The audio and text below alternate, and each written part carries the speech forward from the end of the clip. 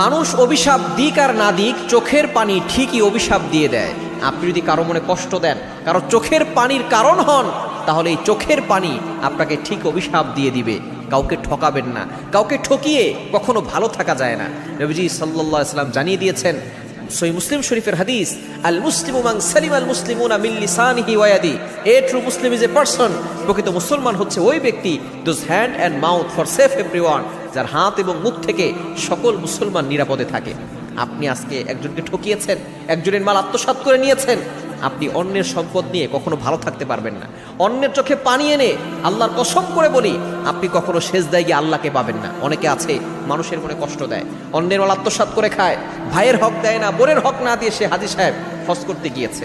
আপনি কি মনে করেছেন ভাইয়ের হক দেন নাই, বোনের হক দেন নাই, আপনি যে হজ করে আসছেন এই হজ কবুল হবে? আপনার হজ কবুল হবে না। আপনি যে নামাজ পড়তে পড়তে কপালে দাগ ফেলে দিয়েছেন, এই নামাজ